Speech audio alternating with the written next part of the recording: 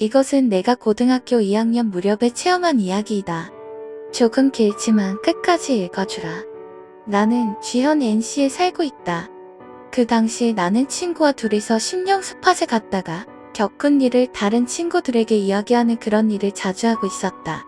주위의 반응은 겨우 2명이서 그런 곳에 잘도 갔었네. 또는 너희 굉장해. 라는 것이었고 나는 그런 소리를 들을 때마다 기분이 좋았다. 그래서 새로운 심령 스팟의 정보를 구하거나 선배 차를 타거나 막차를 타고 집에 가거나 또는 아침이 되어서야 집으로 돌아가는 일이 자주 있었다. 그렇지만 뭔가 일어나는 일도 없었기 때문에 주위 친구들이나 우리도 조금씩 지루해져가는 분위기였다. 그럴 때 Y가 기쁜 것 같은 얼굴로 나에게 와서 이야기하기 시작했다. 그런 얼굴 표정을 지을 때는 경우가 정해져 있다. 새로운 심령 스팟의 정보를 구해올 때이다. 야, 정말 좋은 정보를 구했어. 상급이야, 상급. 응. 또 그렇고 그런 시시한 장소인 거야? 저번이랑. 거기서 Y가 나의 말을 끊고 한마디 했다. N단지. 나는 한순간 얼굴 근육이 당겨짐을 느꼈다. 거기는 몇 년 전에 주부가 투신 자살을 했다는 소문이 나돌았던 단지였고 1년 전에는 시험 스트레스 때문에 노이로제에 걸려서 자살한 고교생이 있었고 올해는 여중생이 자살한 단지였다. 말하자면 진짜 나쁜 소문이 가득한 단지였다. 지금까지 돌아다녔던 장소는 위험하다 말해도 결국은 헛소문이거나 유명하기만 할 뿐 실제로 가보면 그냥 아무것도 아니었지만 그곳은 적어도 2명이 실제로 죽어나간 장소였기 때문에 나는 나도 모르게 뒷걸음질을 치고 있었다. 졸았구나. 내 마음을 읽기라도 한 듯이 Y는 능글맞게 웃으며 나를 쳐다보았다. 그곳은 정말 기분 나쁜 곳이었다. 나는 찌질이 취급받는 게 분해서 Y에게 한번 가보자 라고 말했다. 지금 생각해보면 분위기라는 건 장소나 건물의 느낌이 아니라 자신의 감정이 만들어내는 것이라고 절실하게 느끼고 있다. 그 단지는 그다지 오래된 것도 아니고 깜깜한 것도 아니고 평범한 단지였다. 그렇지만 나는 여기서 몇십 명이 죽었다고 말해도 이상하지 않을 정도의 기분 나쁜 분위기를 느끼고 있었다. Y의 여보 얼굴을 보니 아마도 나와 같은 생각을 하고 있는 것은 아닐까 하는 그런 표정을 짓고 있었다. 그런 나의 생각을 헤아렸을 것이다.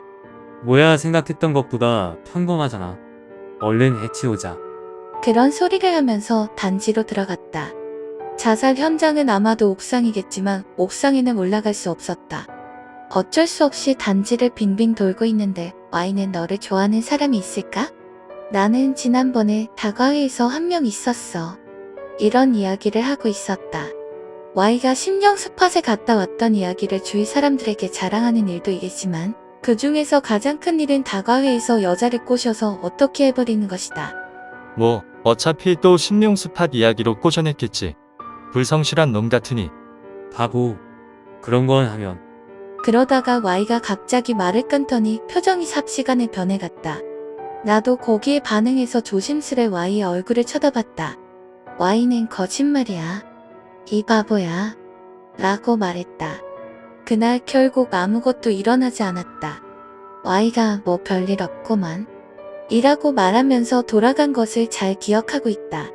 Y가 살아있는 모습을 본 것은 그때가 마지막이었다. Y는 다음날 학교에 오지 않았다. 심령 스팟에 가는 일은 밤중에 갔다가 날이 밝을 때까지 계속되기 때문에 갔다 와서 그 다음날 쉬는 건 자주 있는 일이었다. Y는 그 다음날도 오지 않았다. 휴대폰에 전화를 해도 문자를 해도 답장이 없었다.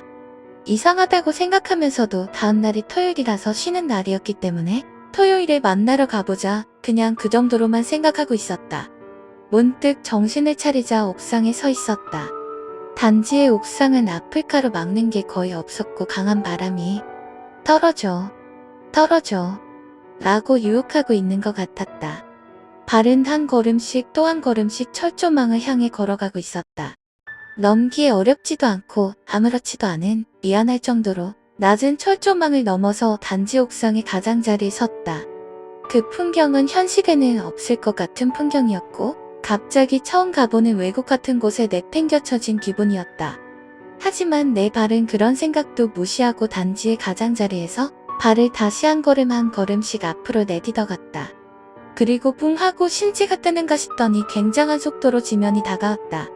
몇 층 이상에서 뛰어내리면 의식을 잃는다든지 아픔이 없다든지 그런 이야기를 들은 적은 있었지만 그건 아마도 거짓말일 것이다.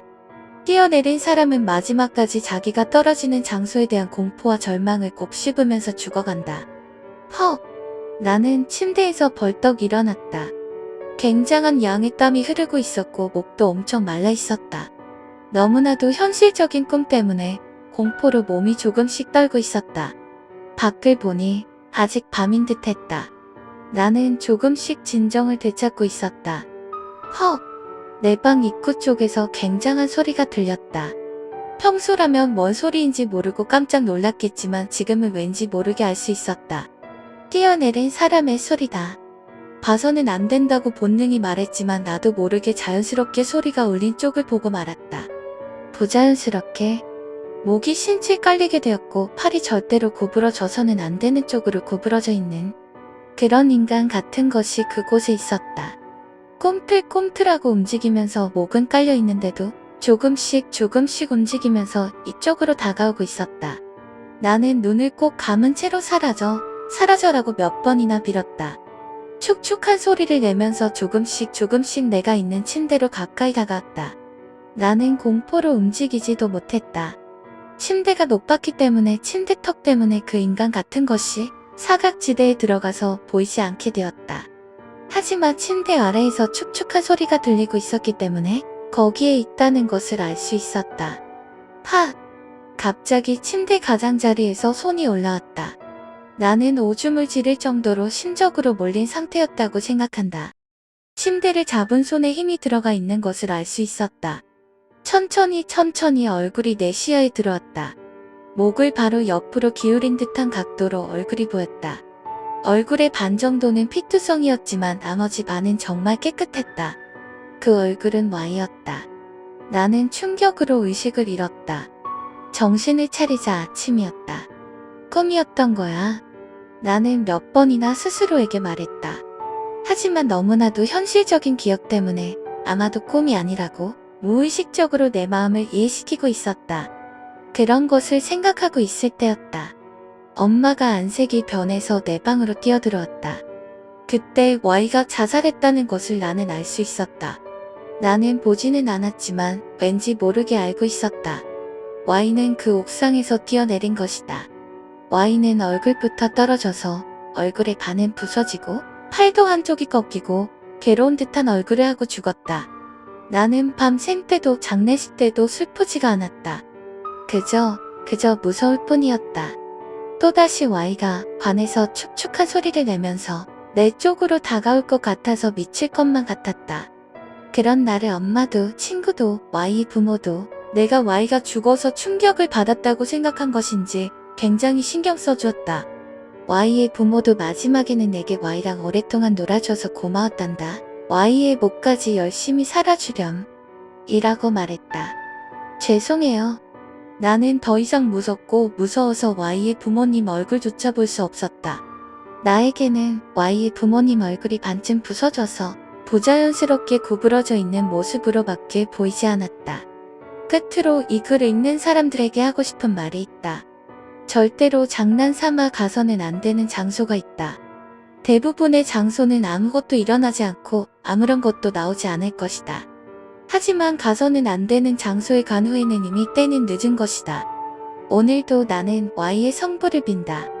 매일 밤 나타나는 Y를 보면서 말이다.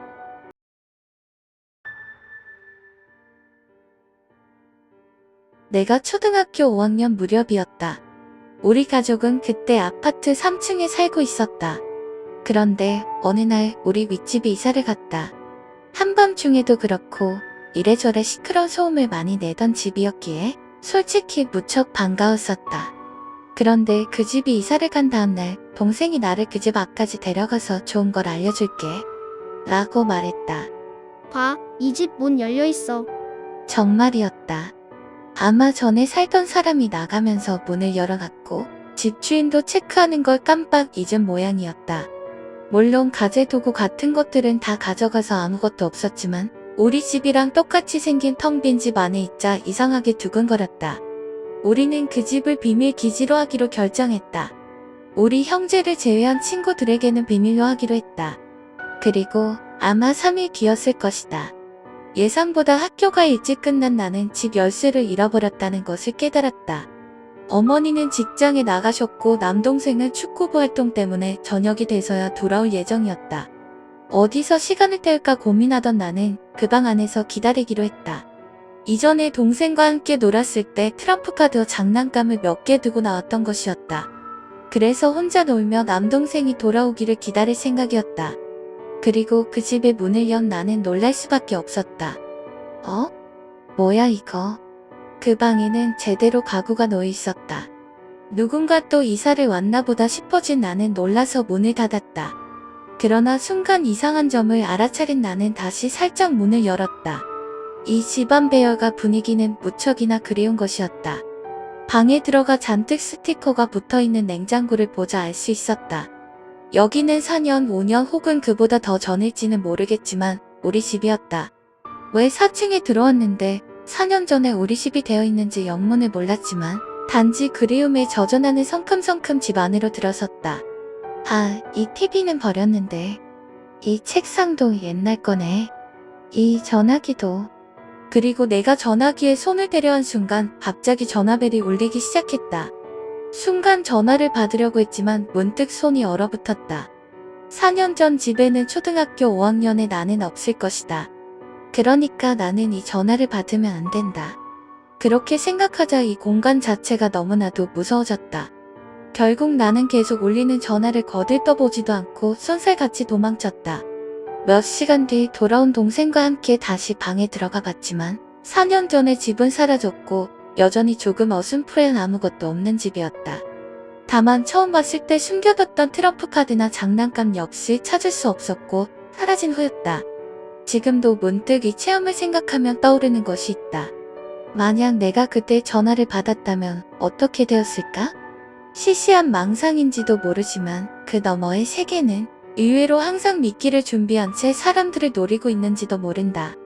내가 가장 무서운 것은 지금 그 방을 다시 찾아가 전화 건다면 그 전화를 받아버릴지도 모르겠다는 것이다.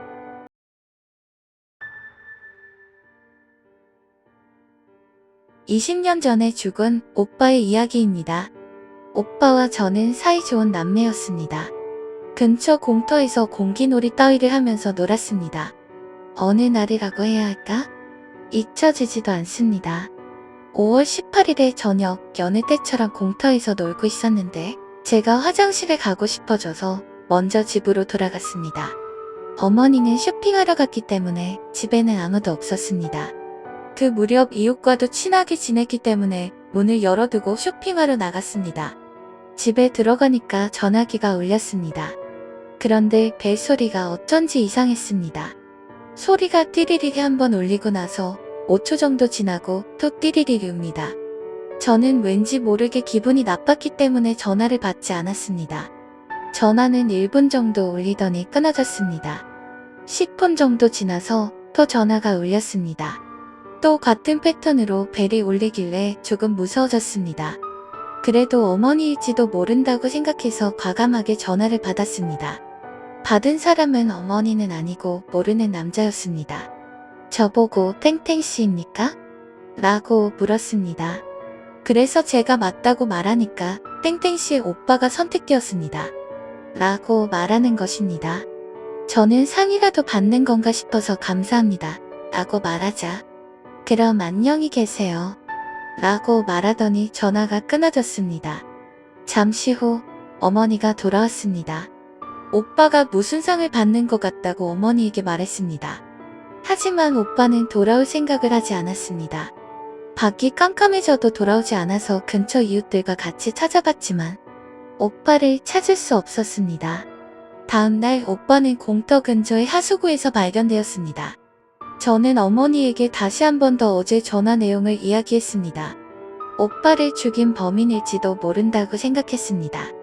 경찰도 오고 전화국에도 문의했습니다. 그런데 그 시간에는 그런 전화 같은 건 없었다고 합니다. 기록도 어디에도 없고 그리고 오빠가 발이 미끄러져서 사고를 당한 거라고 결론이 났습니다. 꿈에서도 들은 적이 있는 것 같지만 아직도 그 전화벨 소리를 잊을 수 없습니다.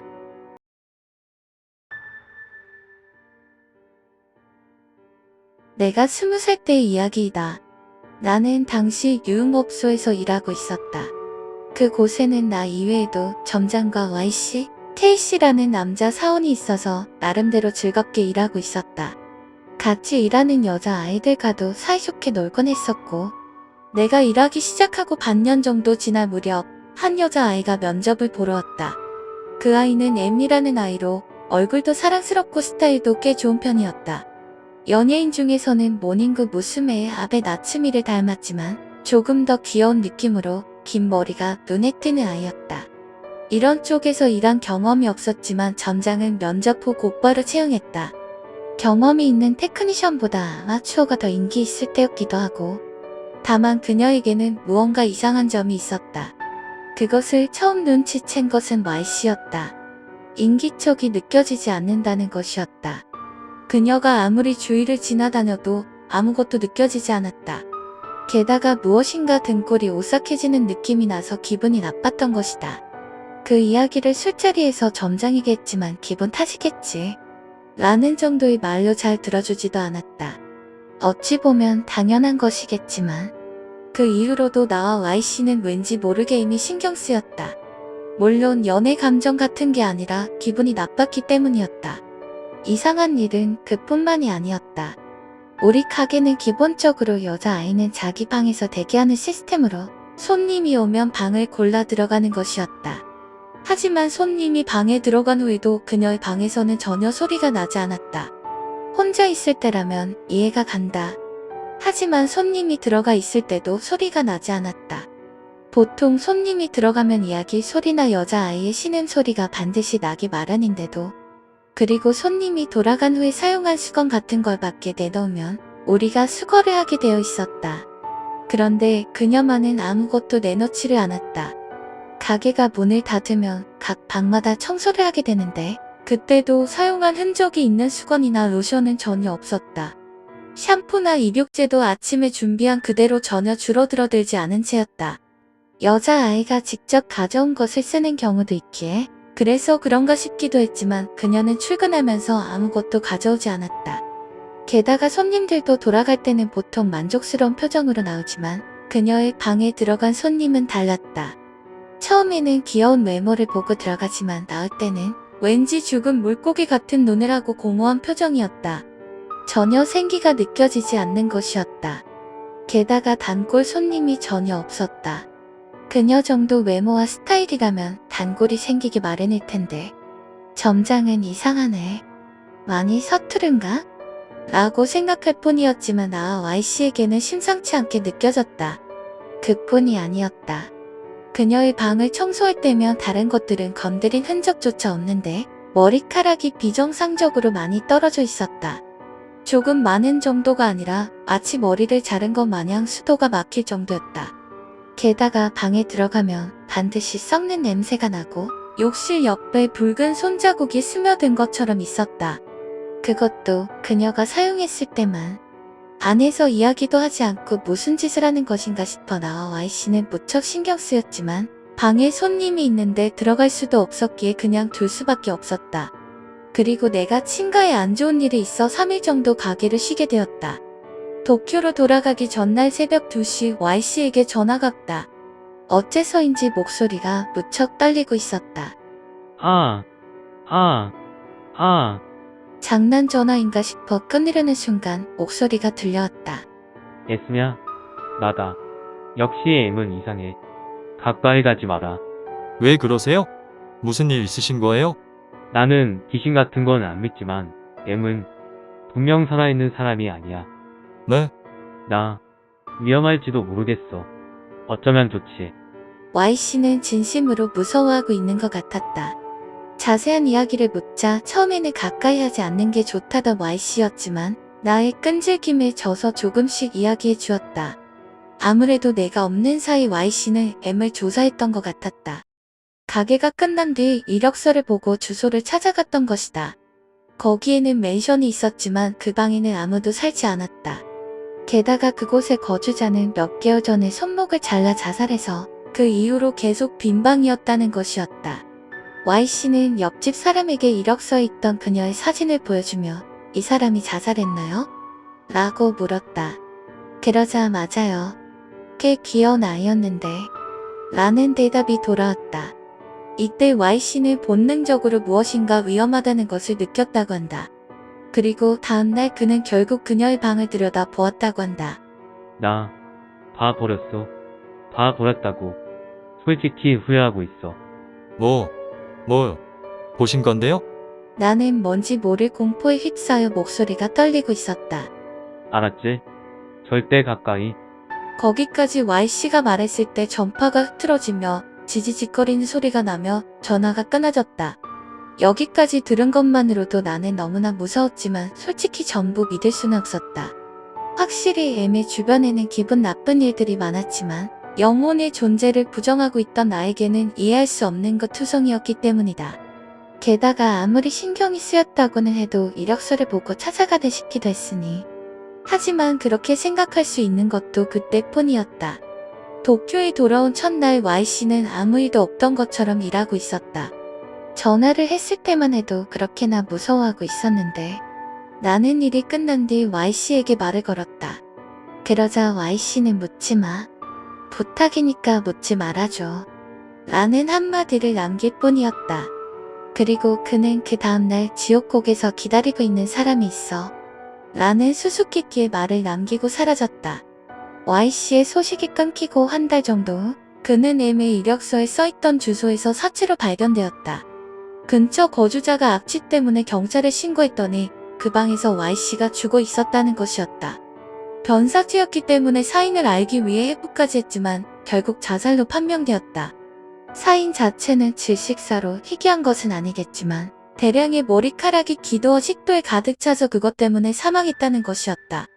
그때 나는 눈치챘다. Y씨가 없어지자마자 애매 머리카락이 단발이 되었다는 것을. 설마 하면서도 나는 공포에 질렸다.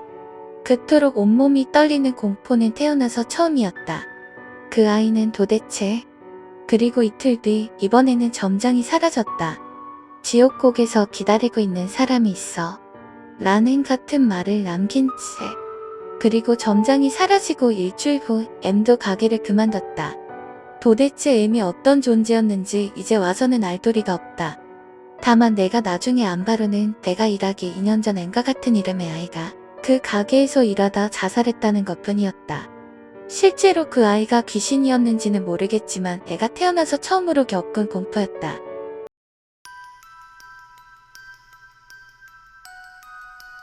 죽은 갓난아기의 인육을 재료로 한 분말 캡슐 소위 인육 캡슐이 중국에서 제조되어 최고의 자양 강장제로 한국에 판매되고 있었던 사실이 드러났다. 한국의 월간지가 7월 하순에 보도한 것이 최초였지만 한국 SBS의 보도 프로그램 그것이 알고 싶다의 취재진이 인육 캡슐의 정체를 확인하기 위해 중국을 방문하면서 사실이 드러났다. 약재 산하 병원 관계자를 중심으로 조사를 시작했고 캡슐과 관계된 업자에게서 이야기를 들을 수 있었다. 업자의 말에 의하면 일부 병원에서는 의사와 간호사가 조직적으로 태반이나 죽은 갓난아기를 브로커에게 판매하고 있었다. 거래인은 거금이 왔다 갔다 한다고 말했다. 매입된 시체는 냉장고에 보관된 뒤 마치 한방약을 만드는 것처럼 건조시킨 후 그것을 얇게 빻아서 캡슐에 채워넣는 방식이었다. 작업은 약을 찍기 위한 전문적인 장소가 아니라 일반적인 가정집에서 이루어졌다. 완성된 캡슐은 브로커에 의해 한국에 유입되었고 약재 시장에서 중국 현지 가격보다 몇십 배나 더 높은 값으로 밀매되고 있었다. 매우 충격적인 내용이라서 정말 인육일까? 라고 의구심이 들지만 관세청과 국립과학수사연구소가 성분을 분석한 결과 DNA가 99.7% 인간의 것과 일치했다고 한다. 게다가 성별도 밝혀졌고 캡슐 안에서는 모발도 다수 발견되었다. 현재 관세청은 캡슐을 구입한 인물에게서 이야기를 듣고 유통 경로에 대해서도 조사를 하고 있다. 인육 캡슐의 효능에 대해서 전문가는 임산부나 갓난아기의 건강 상태를 모르는 상태로 제조되기 때문에 오히려 인체에 해를 줄 가능성도 있다. 기대하고 있는 효과도 없다. 라고 단언했다. 한국의 인터넷상에서는 소문이라고 생각했는데 정말로 존재했구나. 누가 이런 것을 사는 것일까? 한국인으로서 부끄럽다. 구입자는 지옥에 떨어져라. 대체적으로 경악에 가까운 여론이 들끓고 있다. 하지만 수요가 없으면 판매도 되지 않을 것. 최고인 자양 강장제로 판매되었던 인류 캡슐. 이제 정말로 한국 시장에서 사라지는 것일까?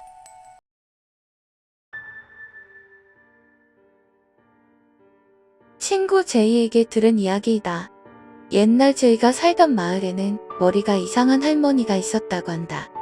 함께 살던 아들 부부가 새로 지은 집으로 이사를 갔지만 그 할머니만은 태어난 고향을 떠나고 싶지 않다.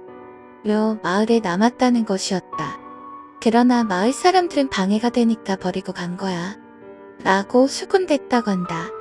그리고 그 무렵부터 할머니는 미쳐가기 시작했다.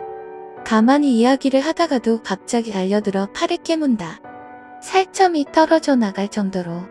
그런 일이 몇 번이나 거듭되자 저 할머니는 사람을 음식으로 생각하는 게 아닌가? 라는 소문이 마을에 퍼졌다.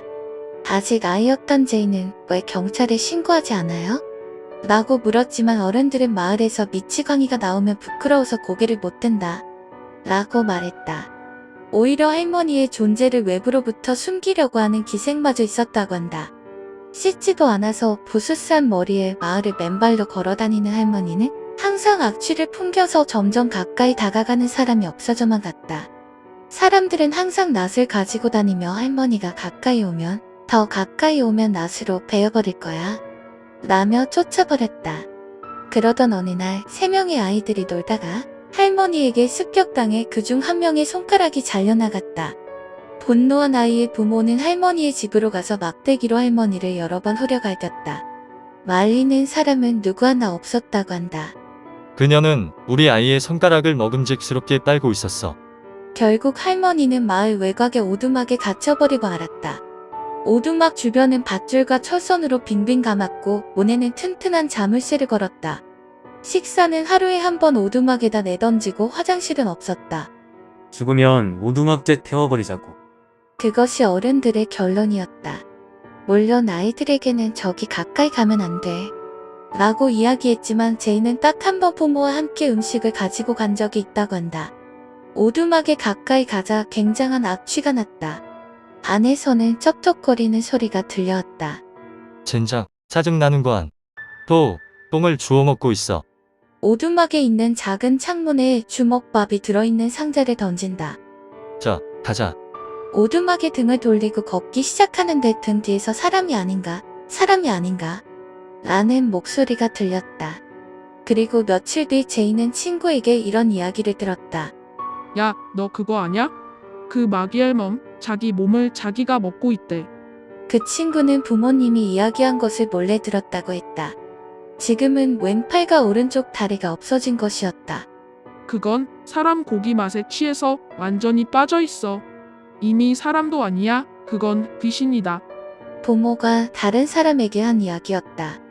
자세한 것을 부모에게 물었지만 아이는 몰라도 된다. 라는 대답뿐이었다. 어느 날 밤 어른들은 제이의 집에 모여 무엇인가를 놓고 회의를 했다. 부모와 함께 온 친구는 분명 마귀알몸에 관해 이야기하는 거야. 라고 말했다. 친구와 둘이서 조용히 1층에 내려가 귀를 쫑긋 세웠지만 무슨 말을 하는 것인지는 들리지 않았다. 다만 몇 번이고 이제 충분해. 라는 말이 들려왔다. 다음날 아침 식사를 하는데 아버지가 제이야, 오늘은 집에서 나오면 안 된다. 라고 말씀하셨다. 무슨 일 있어요? 라고 묻자 신을 모시는 의식이 있으니까 아이들은 보면 안 돼. 라는 설명이 돌아왔다.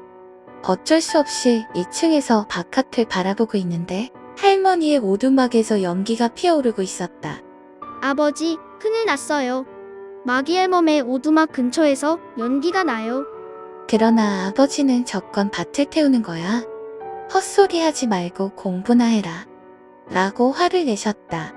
그리고 며칠 동안 변함없이 오두막 가까이 가는 것은 금지되어 있었다. 그러나 어느 날 친구와 함께 몰래 갔을 때 오두막이 있던 장소에는 아무것도 없었다고 한다.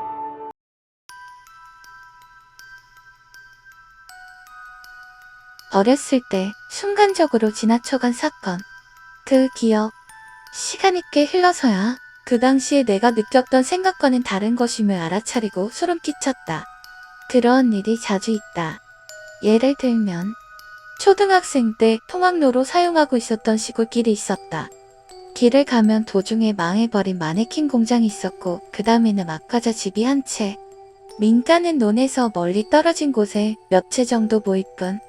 마네킹 공장을 처음 봤을 때부터 사람이 일하는 모습을 본 기억이 없다. 봉쇄된 부지 구석에는 뿔뿔이 흩어진 마네킹의 잔해가 쌓여 있었고 그것이 철망 너머로 보였다. 그 모습이 재미있기도 때로는 기분 나쁘기도 했다. 공장의 부지에는 폭이 넓은 도랑이 둘러싸고 있어서 지독한 악취를 내뿜고 있었다. 더럽고 혼탁하고 쓰레기로 뒤덮인 물. 어느 날 집에 가는 길에 공장에 들려서 원래는 가지 않는 공장 뒤편으로 가봤다. 도랑에 있는 물이 천천히 흐르고 있었다. 거기에서 쓰레기에 섞인 채 몸이 반만 떠있는 여자 마네킹을 발견했다. 끌어올려서 친구들이 모이는 장소에 가져가면 영웅 대접을 받을 거라고 생각했지만 물이 정말 더럽고 장소도 멀어서 포기했다.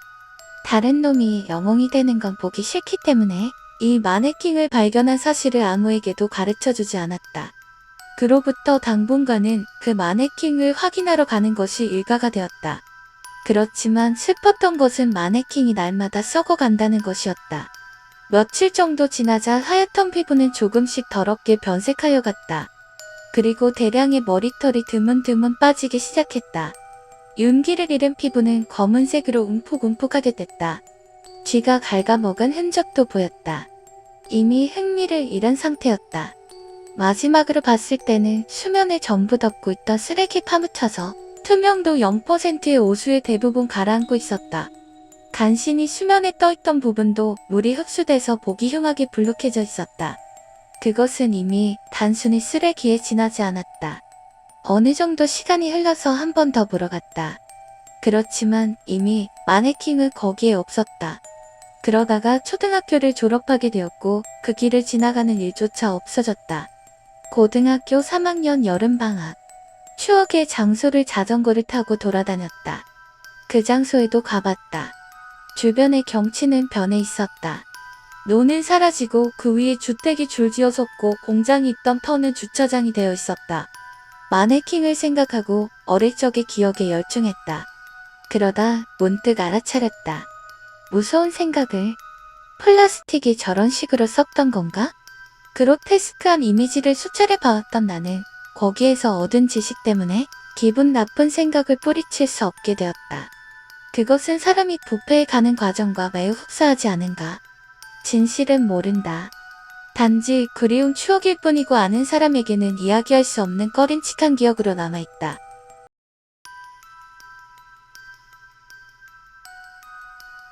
여러분은 학교의 7대 불가사의라는 것을 기억하고 있는가? 학교에 관련된 7가지의 괴담이 있고 그 7가지를 모두 알게 되면 죽음을 맞이한다는 어릴 적의 유행 같은 이야기였다. 물론 내가 다녔던 초등학교에도 7대 불가사의가 있었다. 하지만 대부분은 별로 진지하게 생각할 가치도 없고 다른 학교에도 돌아다니는 이야기일 뿐이었다. 밤에 화장실 4번째 칸에 들어가면 귀신이 나온다거나 과학실의 인체 모형이 밤마다 학교를 돌아다닌다거나 교정실 앞 동상이 밤 12시만 되면 운동장을 뛰어다닌다는 것 같이 말이다. 하지만 우리 학교에는 딱 하나 독특한 불가사의가 있었다. 그것이 지금부터 이야기하려는 암실에 관한 것이다. 나는 오랜 세월이 지난 지금도 이 사건이 트라우마로 남아 아직도 어두운 방에서는 좀채 잠을 청할 수가 없다. 하지만 그 암실이라는 것은 생각보다 훨씬 간결한 이야기였다. 오후 3시 35분에 암실 안에서 노크하는 소리가 들려온다. 만약 그 소리에 반응해서 이쪽에서도 노크를 한다면 암실 안으로 질질 끌려 들어가고 만다. 물론 여기에는 얽힌 뒷이야기가 있었다. 아직 체벌이 당연한 것처럼 취급될 무렵 우리 학교에는 엄마기로 소문난 T라는 선생님이 계셨다고 한다. 그 T 선생님은 수업 중에 아이들이 떠들거나 장난을 치면 어느 방에 아이들을 가둬두곤 했었다. 그 방은 특수하게 만들어진 암실로서 창문 하나 없는 데다 문 역시 유리창 하나 없는 철문이었다. 게다가 밖에서 잠그면 안에서는 열 방법이 없어서 아이가 안에 갇히면 밖에서 문을 열어주지 않는 한 나갈 방법이 없었다고 한다. 거기에 더해 불을 켜는 스위치도 방 밖에 있었기 때문에 안에 갇힌 아이는 완전한 어둠 속에 방치되게 되는 것이었다. 분명 초등학생에게는 너무나도 가혹한 벌이었으리라. 그러던 어느 날 T 선생님이 혼을 낸 아이 중 어두운 곳을 두려워하는 사내 아이가 있었다. T 선생님은 여느 때처럼 이 아이를 암실에 가두려고 했지만 소녀는 미친 듯이 날뛰며 안에 들어가기를 거부했기에 좀처럼 쉽지 않았다. 하지만 그럼에도 불구하고 T 선생님은 아이를 방에 밀어넣고 문을 잠궜다. 안에서는 문을 격렬하게 두드리는 소리가 울려 퍼졌다. 하지만 T 선생님은 그대로 마치 아무 일도 없었던 것처럼 교실로 돌아갔다고 한다. 시간이 지나 T 선생님이 암실의 문을 열었을 때 방 중앙에는 소년이 싸늘한 시신이 되어 누워 있었다. 소년은 쇼크 때문에 구토를 했고 토사물에 목이 막혀 질식한 나머지 숨을 거뒀던 것이다. 당연히 소년의 부모님은 학교에 격렬한 항의를 했고 T 선생님은 사직서를 제출하고 교직에서 물러났다. T 선생님의 사직 후 학교에서는 그 암실의 사용을 금지했다. 아이들은 물론이고 선생님들조차 기분 나빠하며 접근조차 하지 않으려 했다. 이윽고 그 방의 존재마저 잊혀져 갈 무렵 어느 날부터인가 그 방에서 참기 힘들 정도로 역겨운 냄새가 풍겨오기 시작했다. T 선생님과 그 방에 얽힌 사연을 알고 있는 몇몇 교직원들은 설마 하는 생각에 아이들이 모두 집에 돌아간 뒤 방을 열었다. 아니나 다를까 방 안에는 천장에 목을 맨 채 썩어가고 있는 T 선생님의 시체가 있었다. 바닥에는 유서가 떨어져 있었다. 자살이었다. 하지만 단 한 가지 무척이나 기묘한 점이 있었다. 원래 그 방은 밖에서 문을 잠그는 방식이라 일단 안에 들어가면 문을 잠글 수가 없었다. 그럼에도 불구하고 문은 굳게 잠겨 있었던 것이다. 기묘한 자살 사건의 여파가 채 가시기도 전에 이번에는 학교 안에서 기분 나쁜 소문이 퍼지기 시작했다. 정해진 시간만 되면 그 방 안에서 맹렬한 기세로 누군가가 문을 두드린대. 게다가 이 소문은 실제로 아이들뿐만 아니라 선생님이나 사무원들 사이에서도 체험한 사람이 있었던 것이다. 특히 암실이 있는 1층에서 휴게실을 이용하는 사무원들은 이 소문 때문에 다들 겁에 질려 있을 정도였다. 그리고 마침내 찾아온 어느 날 희생자가 나오고 말았다. 학교 안에서 호련히 A라는 아이가 자취를 감췄다. 그리고 1시간 뒤 그 아이는 암실 안에서 앉아있는 채로 발견되었다. 이미 심장은 멎어 있었고 온몸에서는 심한 썩은 내가 풍겼다고 한다. 그날 이후로 아이들 사이에서는 그 방에는 죽은 아이가 갇혔던 3시 35분이 되면 문을 미친 듯이 두드리는 소리가 난대. 거기에 대고 무심코 노크를 했다간 안으로 질질 끌려 들어가서 갇혀 죽는다는 거야. 라는 소문이 퍼지게 되었던 것이다. 그리고 세월은 흘러 내가 초등학교에 다닐 무렵이었다. 하지만 암실은 이미 내가 초등학교에 다닐 입학할 무렵에는 존재하지 않는 방이었다. 딱히 방이 해체되거나 철거된 것은 아니었다. 다만 암실에 문이 있었으리라고 생각되는 곳에 콘크리트가 잔뜩 칠해져 벽같이 되어 있었던 것이다. 물론 학교 안내도 같은 곳에는 암실의 존재 따위 기록되어 있지 않았다. 말 그대로 존재하지 않는 방이 셈이었다. 모르는 사람이 본다면 방이 있었다고는 생각할 수 없는 단순한 벽에 불과했다. 하지만 자세히 보면 분명히 벽에는 문의 자취가 남아있었고 그래서 학생들에게는 소문이 자자했다. 그리고 존재하지 않는 방의 정체를 밝히자는 터무니없는 제안을 해온 것은 괴짜라고 밖에는 말할 수 없는 나의 친구였다. 초등학생 주제에 무서운 것을 좋아하는 H라는 여자아이였다. H의 말에 의하면 무슨 일이 생긴다면 남자아이가 있는 게 훨씬 든든하니까 라는 것이었다. 당시에 나는 그다지 활발한 소년은 아니었던 데다 그 이야기에는 별로 흥미도 없었지만 어쩐지 모르게 나는 꽤 승낙하고 H와 함께 동행하게 되었다. 그렇게 H와 나는 그 방의 정체를 밝히기 위해 행동에 나섰다. 벽 저편에서 노크 소리가 들려오는 것은 3시 35분이었기에 우리는 5교시까지 수업이 있는 날을 골라 모험을 해보기로 했다. 노크 소리가 정말로 들리는지 확인하고 들린다면 우리가 노크를 해보자. 그것이 H의 의견이었다. 나는 그건 너무 위험하지 않을까? 라고 물었지만 H는 그러니까 너를 부른 거잖아. 라며 내 말을 들을 생각조차 하지 않았다. 그리고 눈 깜짝할 사이 시간은 흘러 3시 35분이 되었다. 그와 동시에 나와 H는 라고 작게 중얼거렸다. 똑똑, 똑똑똑, 똑똑. 희미하게 벽 저편에서 소리가 난다. 노크라고 말하기에는 너무나도 격렬한 소리였다. 오히려 그것은 안에 갇힌 소년이 필사적으로 몸부림치며 도움을 구하는 것 같은 소리였다. 노크 소리에 놀란 내가 움직이지도 못하고 있는 사이 H는 어느새 벽의 정면에 서 있었다. 그리고 오른손을 가볍게 들어올린다. 야, 가냘픈 나의 제지는 무시당하고 H는 두세 번 가볍게 벽을 노크했다. 그리고 바로 다음 순간 주변의 모든 벽이 새까맣게 변했다. 아니, 원래 있어야 할 콘크리트 벽이 그리고 그 안에 있어야 할 문이 사라져 있었다. 새까맣게 보인 것은 그 안에 있는 혹은 있었는지도 모를 방이 완전한 어둠 그 자체였기 때문이었다. 밖에서 들어오는 빛조차 삼켜버리는 어둠. 몇 년 아니 몇십 년 동안 결코 빛 한 줄기 들어오지 않았던 방과 거기 갇혀있던 무언가의 통곡. 어둠 그 가장 깊은 밑바닥부터 울려오는 끔찍한 비명과 H의 비명이 들려온 것은 거의 같은 순간이었다. H는 방에 질질 끌려 들어가고 있었다. 시면에서 H의 다리를 잡아 끌고 있는 것은 썩어서 살점이 문드러진 손. 어른 남자의 손이었다. H도 나도 어둠 속에 무언가도 비명을 지르며 절규하고 있었다. 그러나 어른들이 달려오는 낌새는 없었다. 어쩌면 아까의 짧은 정적에서 무언가 이상한 점을 눈치채야 했던지도 모른다. 그러나 그런 일을 생각하고 있을 여유는 없었다. 눈앞에서는 H가 어둠 속으로 질질 끌려 들어가고 있었다. 형용하기조차 어려운 공포가 나를 덮쳤다. 나는 정신을 차리고 H의 팔을 잡고 힘껏 당겼다. 팔과 다리가 서로 다른 방향으로 잡아 당겨진다. 당연히 H는 아파했다. 하지만 표정에는 아픔 이상의 두려움이 드러나 있었다. 이윽고 남자의 팔은 장단지에서 복사뼈로 미끄러졌다. 그리고 발목을 잡은 손은 구두로 떨어졌고 마지막에는 구두가 발에서 벗겨져 어둠 속으로 빨려 들어갔다. 그 순간 귓가에 울려 퍼지던 통곡이 파기적일 정도로 강해진 것 같았다. 정신을 차리자 나와 H는 콘크리트로 메워진 일찍이 방이 있었는지조차 알 수 없는 벽 앞에서 둘이서 울고 있었다.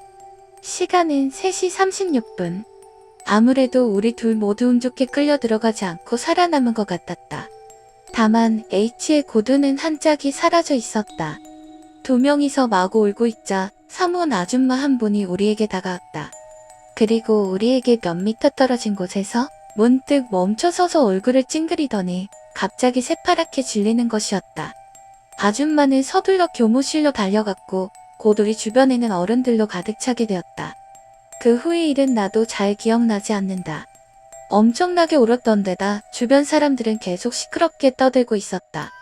다만 곧바로 누군가가 따뜻한 코코아를 건네주었고 그것을 마셔서 조금 안심했던 것만은 기억이 난다. 그리고 구급차에 실려 병원에 옮겨간 것도. 나와 H는 한동안 병원에 입원해야만 했다. 둘 다 외상은 없었지만 정신적으로 큰 충격을 받았기 때문이었다. 입원을 하고 있을 무렵 담임 선생님과 부모님 그리고 중년의 남자 한 명이 병문 안에 왔다. 담임 선생님은 남자를 옛날 우리 학교에서 일하시던 선생님이시란다. 라고 소개했다. 부모님은 벌써 그 남자에게 이야기를 들었던지 남자가 이야기를 시작하자 황급히 병실에서 나갔다. 그는 나와 H에게 우리가 본 것은 아마 현실일 것이라고 말했다. 그렇지만 차라리 꿈이나 환상이라고 생각하는 것이 앞으로 살면서 편할 테니 그렇게 생각하라고 말해주었다. 그리고 그 방에서 일어난 일을 다른 사람에게 재미삼아 말하면 안 된다고 다짐을 받았다. 우리는 멍하니 그 이야기를 들었다. 그리고 그의 말대로 학교에 돌아간 후에도 2번 다시 암실에 접근하지 않았고 그에 관한 이야기조차 하지 않았다.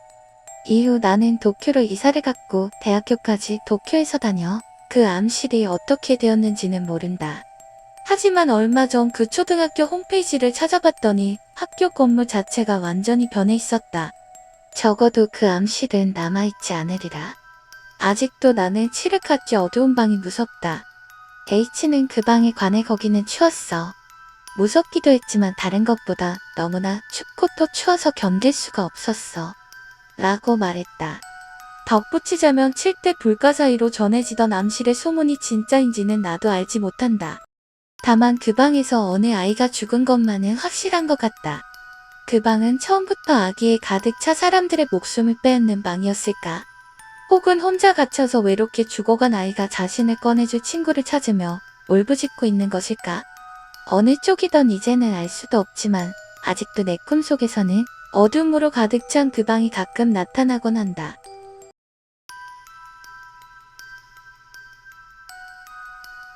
A, B, C 세 명이 졸업 여행 삼아 A네 집 별장으로 놀러가게 되었다. 별장에서 돌아가기 전날 세 명은 밤 늦도록 이야기를 하고 있었다. 그때 갑자기 전화 한 통이 걸려왔다. A의 말에 따르면 낮에 주변에서 여자아이를 만나 별장의 전화번호를 가르쳐줬다는 것이었다. A는 다른 두 명에게 조롱당하면서도 전화를 받았다. 당신 진짜 자신이 만났던 여자아이와는 다른 사람 같다고 생각한 A는 누구세요? 라고 물었지만 수화기에서는 당신 싶죠? 라는 말만 반복될 뿐이었다. 기분이 나빠진 A는 전화를 끊었다. 누구냐고 묻는 친구들에게 A는 전화 내용을 설명했다. 여자 목소리로 계속 당신, 집죠? 라고 말하고 있었어. 무슨 테이프를 빨리 감는 것 같이 지지직거려서 중간 내용은 안 들리더라고. 모두 기분이 나빴지만 결국 장난 전화라는 결론을 내리고 말았다. 돌아가는 날 A는 혼자 별장에 남아 며칠 더 있기로 하고 비와 C만 집으로 돌아왔다. 그날 밤 C에게 전화 한 통이 걸려왔다. A가 바다에 빠져 죽었다는 것이었다. 그리고 1년 후 C는 서서히 A를 잊어가고 있었다. 그러던 어느 날 거의 연락이 없던 B로부터 전화가 왔다. 그리운 친구의 연락에 기뻐하던 C였지만 아무래도 B 낌새가 이상했다. 야, 씨. 우리가 바다에 갔을 때 기억나냐? 그때 애한테 이상한 전화가 왔었잖아. 아, 그러고 보니 그랬었지. 그 전화 나한테도 왔어. 뭐라고? 나 이제 죽는 걸까? A는 그 전화 받고 나서 죽었었지. 그런 건 우연이야. 그래, 이참에 한번 만나자. 그럴까? 알았어. 약속한 날 먼저 도착한 C는 B를 기다렸다. 하지만 B는 좀처럼 오지 않았다.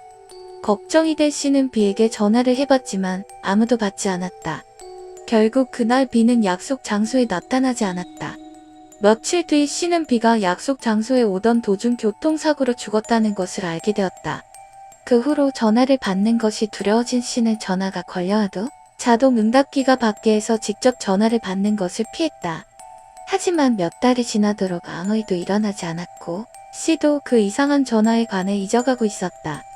그러던 어느 날 C는 막 사귀기 시작한 여자친구와 통화를 하고 있었다. C는 그녀와 오랫동안 전화를 하고 다음날 약속을 잡은 다음 전화를 끊었다. 그러나 수화기를 내려놓자마자 곧바로 다시 전화가 왔다. C는 여자친구가 무엇인가 말할 것을 잊어버렸다고 생각하고 수화기를 들었다. 당신 진짜 C는 초조해졌다. 그 전화다. 이봐, 누구야? 장난은 그만둬. 당신 진짜 당신 진짜 당신 진짜 당신 진짜 당신 진짜 당신 진짜 C는 두려워하면서도 전화를 끊으면 자신도 죽을 거라는 생각에 계속 전화를 받고 있었다. 몇 시간이 지났을까? 어느덧 창밖에서는 해가 떠오르고 있었다. C의 체력도 한계에 달하고 있었다. 그러나 그 무렵부터 전화의 지지직거리는 부분이 서서히 천천히 늘어지기 시작했다. 당신 진짜 당신 진짜 당신 지지직거리는 부분은 조금씩 사람의 목소리와 가까워진다. 그리고 드디어 분명하게 목소리가 들리게 되었다. 당신 죽고 싶죠? 나는 죽고 싶지 않아. 죽고 싶지 않다고. C가 그렇게 외친 순간 전화는 끊어졌다. 그 이후 C는 건강하게 살고 있다고 한다.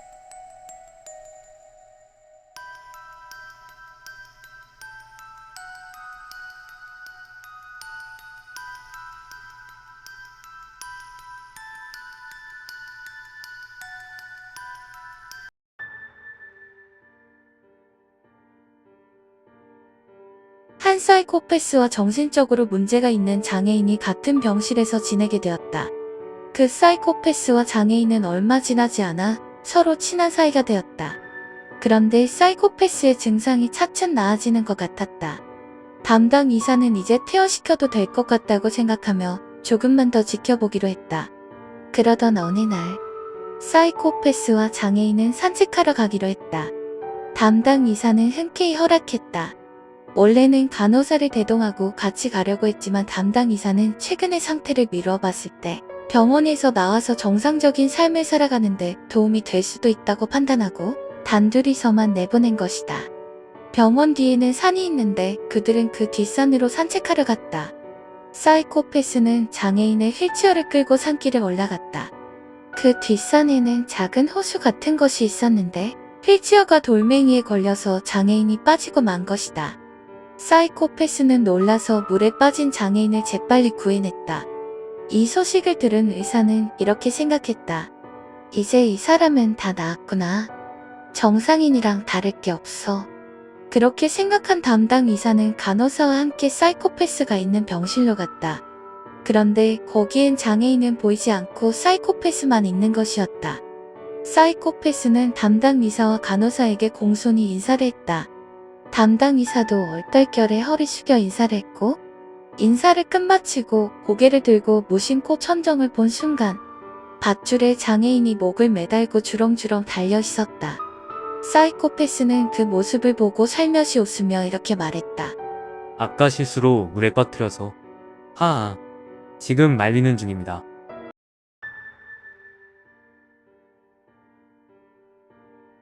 불쾌한 이야기니까 듣고 싶지 않은 사람은 주의. 몇 년 전 어느 산길을 지나가던 때일, 갑자기 눈앞에 젊은 여자가 비틀거리며 나타났다. 서둘러 급브레이크를 밟아 무사했지만 심야의 깊은 산속, 죽을 정도로 놀라 눈을 씻고 다시 보니 귀신이 아니라 살아있는 여자였다. 겉모습은 화려했지만 나랑 비슷한 나이대로 보였고 많이 지쳐있길래 왜 여기서 헤매고 있는지 물어보니 남자친구와 드라이브를 하다가 크게 싸웠는데 남자친구가 그녀를 차에서 내리게 하고 그냥 가버렸다는 것이다. 그녀는 휴대폰도 지갑도 차 안에 두고 내린 데다가 산속이라 지나가는 사람도 없어 헤매고 있었다. 너무 안 돼 보여서 차에 태워주려고 조수석 문을 열다가 눈치챘다. 그녀는 학생 시절에 나를 왕따 시켰던 무리의 주동자였다. 그 녀석도 내 얼굴을 보고 기억이 났는지 갑자기 실실 웃으며 어머 싫다. 너의 역시 A네 라고 짓거렸다. 전혀 거리낌 없이 차에 타더니 이거 네 차야? A 주제에 좋은 차 타고 다니네? 나든지 이런 시간에 혼자 있다니 남자친구 없어? 있을 리가 없지 A니까 라는 둥 지 멋대로 떠들어댔다.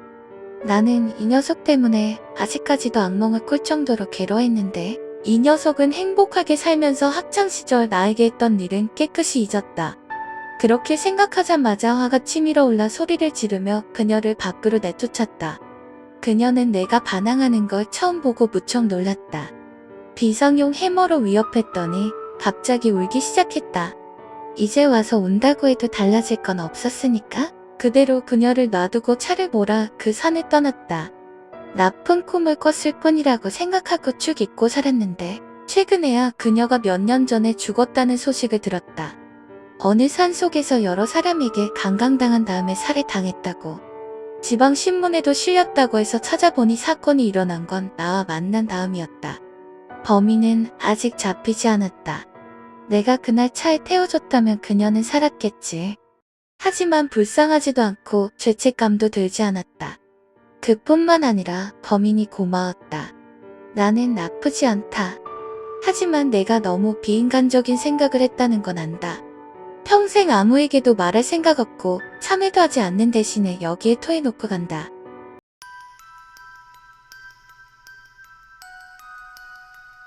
우리 엄마인가요? 등교 중 신호등이 바뀌기를 기다리며 멍하니 있자니 갑자기 옆에 있던 남자가 그렇게 말했습니다. 당시 저는 20살의 대학생으로 임신이나 출산 경험은 없었습니다. 게다가 상대방은 딱 봐도 30살을 넘어 보였습니다. 깜짝 놀라서 사람 잘못 보셨어요 라고 대답하니 상대방은 그 대답이 의였다는 듯한 반응으로 왜 그런 거짓말을 하는 거야? 라고 말하는 듯한 표정이었습니다. 그 반응에 오히려 제가 더 놀랐지요. 신호등이 푸른불이 되자 저는 급하게 거길 떠났습니다. 이런 말을 하기 죄송스럽지만 장애인 같은 분위기로 깡마른 체형의 눈은 막느니 헐고 구겨진 셔츠에 어깨엔 노란색의 작은 가방을 메고 있었습니다. 이것이 그와의 첫 만남으로 이후 수년 동안 몇 번이고 그와 조우했습니다. 그날부터 그는 매일 그 장소에서 저를 기다렸고 반드시 우리 엄마인가요? 라고 물었습니다. 아니요라고 그렇게 한마디 대답하면 사라져 주니까 기분은 나쁘지만 경찰에 말할 정도는 아니었습니다. 그러나 언젠가부터 대학에까지 나타나게 되어서 저는 그에게 굉장히 화를 냈습니다. 2번 다시 나타나지 말라든가 기분 나쁘다든가 그런 걸 말했던 것 같습니다. 그 후로 그는 나타나는 일도 없고 저는 도쿄의 대학을 졸업해서 고향의 집에 돌아갔습니다. 그리고 1년이 지났을 때 도쿄의 친구로부터 오랜만에 전화가 왔습니다. 너 스토커했던 남자 저번에 대학 근처에서 만났지 뭐야? 엄마는 어디 계세요? 라고 묻길래 무서워서 도망쳤어. 통화 내용은 그랬습니다. 그 이야기를 들어도 저는 그런 남자도 있었지라고만 느껴졌고 이쪽하고는 상관없다고 생각했습니다. 그 다음에 어머니의 날에 현관에 시든 카네이션이 놓여 있었습니다. 전 순간적으로 그 녀석이라고 생각했고 무서워져서 아버지께 상담한 뒤 경찰서에 갔지만 소용없었습니다. 피해라고 할 만한 일도 없었기에 당연하다면 당연했습니다만 저는 불안해서 어쩔 수가 없었습니다. 그리고 수개월이 지났습니다. 눈이 쌓인 밤 저는 거리 보도를 걷고 있었습니다. 그런데 갑자기 차가 미끄러지더니 추돌 사고에 휘말렸습니다. 순간 의식을 잃고 다음에 정신을 차렸을 때 저는 차 쓰러진 나무 틈에 있었습니다. 몸이 아프고 움직여지질 않는 데다가 소리를 높여도 주변은 시끄러워서 아무도 저를 발견해주지 않았습니다. 근처에는 불도 크게 타오르고 있어서 이젠 다 틀렸다고 생각했을 때 엄마. 그 남자의 목소리가 들렸습니다. 저는 정신없이 여기 살려줘. 여기에 있어. 라고 외쳤습니다. 그도 사고에 휘말린 건지 피투성이었습니다. 눈을 파내며 저를 끌어내준 그를 잘 보면 그가 더 중상으로 보였습니다. 너무나도 아파 보였는데 그는 저를 보고 웃더니 우리 엄마인가요? 라고 물었습니다. 저는 아무것도 말할 수 없는 기분이 되어서 응? 이라고 끄덕이며 주르륵 눈물을 흘렸습니다. 눈물을 닦고 얼굴을 들어 올리니 그의 모습은 어디에도 없었습니다. 정말 한순간에 사라진 겁니다. 그리고 그 뒤로 몇 년이나 지났지만 그를 보지 못하고 있습니다. 대체 그가 누구였는가는 모르겠지만 흔히들 말하는 유령은 아니었던 것 같습니다. 전 눈이 내리면 가끔 떠올립니다. 이름도 모르는 아들을.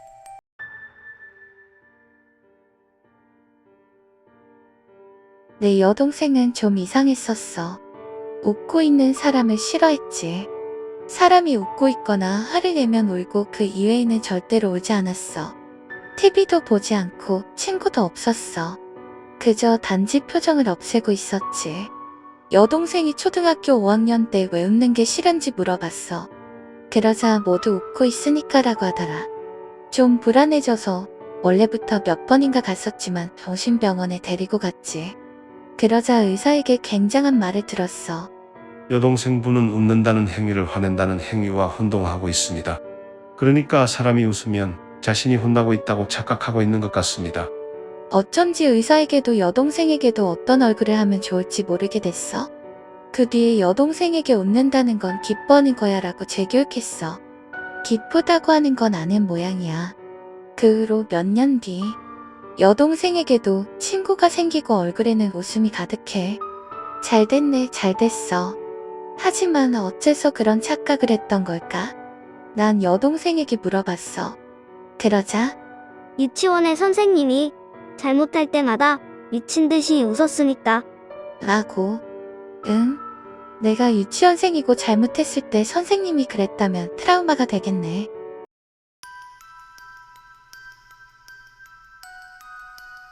대학의 친구에게 들은 이야기다. 자동차 사고를 당해 타박상을 심하게 입은 A씨는 일을 하기 힘들 것 같아 회사를 일주일 정도 쉬기로 했다. A씨는 결혼을 했지만 아내도 일을 하고 있었기 때문에 낮에는 집에 혼자 있을 뿐이었다.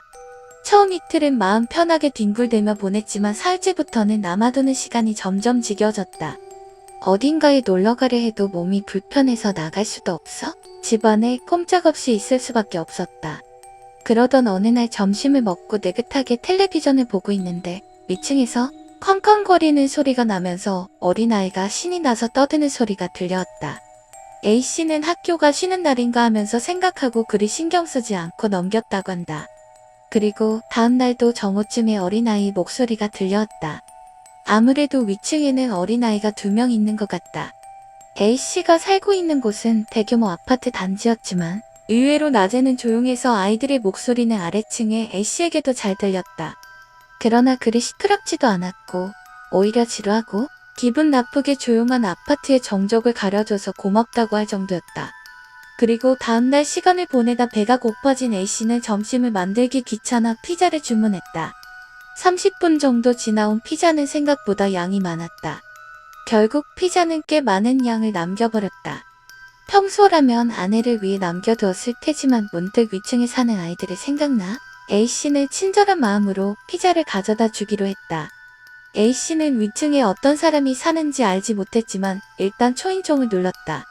낌새를 차린 것 같지만 응답이 없다. 한 번 더 초인종을 눌렀다. 문에 난 작은 구멍으로 누군지 자신을 쳐다보는 것 같은 느낌이 들었다. 희미하게 누구세요?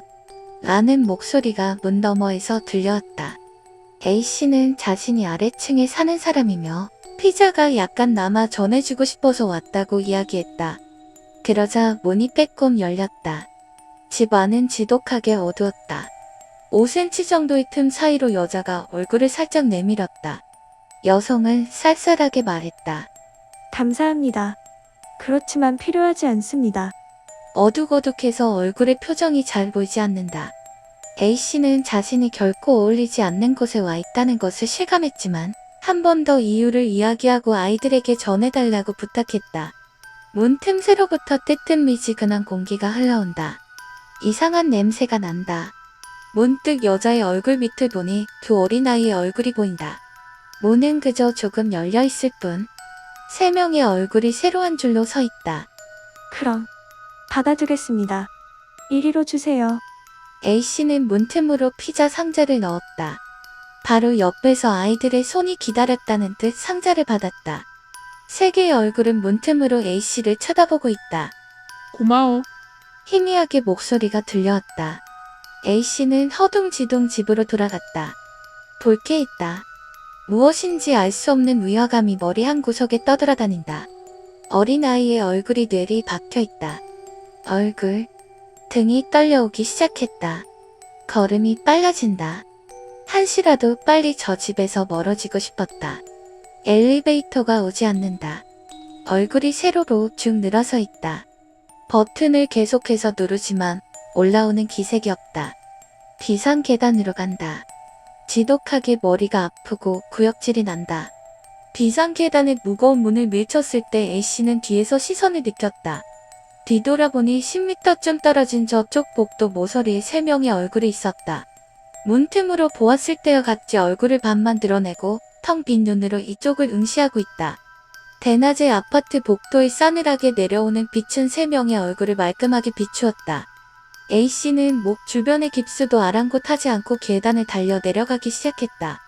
평소에도 건강을 생각해 엘리베이터를 사용하지 않고 4층 높이의 집까지 걸어다니는 A씨였지만 1층까지 내려가는 것이 너무나도 길게 느껴졌다.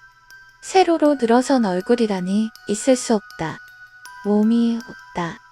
그리고 얼굴의 뒤에 있던 기묘한 것은 머리를 떠받친 손. 그 후 A씨는 가까운 편의점으로 달려가 경찰을 불렀다. 경찰의 수사에 의하면 A씨의 윗집에서는 어머니와 아이들의 사체가 욕조에서 발견되었다고 한다. 사체에는 목이 없었다. 목이 잘려나간 지는 3일 정도 지났었다고 한다. 그 날부로 그 집의 남편이 지명수배되었고 드디어 같은 건물 안에 숨어있던 그를 찾아냈다. 어머니와 아이들의 목도 그가 가지고 있었다. 남자가 발견된 곳은 그의 집이 아니었다.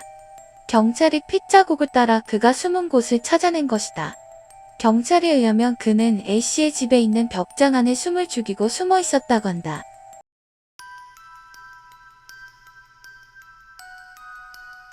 초등학교 3, 4학년 무렵의 일입니다. 이야기에 앞서 백무러에 대해 설명하겠습니다. 백무러, 일본어로 야코모노가타리. 일본에서 내려오는 놀이의 일종으로 100개의 초를 켜놓고 사람들이 돌아가며 100개의 괴담을 말하는 것. 이야기가 끝날 때마다 초를 하나씩 끄며 100번째 이야기가 끝나고 마지막 초가 꺼지는 순간 괴이한 현상이 일어난다는 전설이 있다. 백무러를 하자 라고 누군가가 말한 것이 시작이었습니다.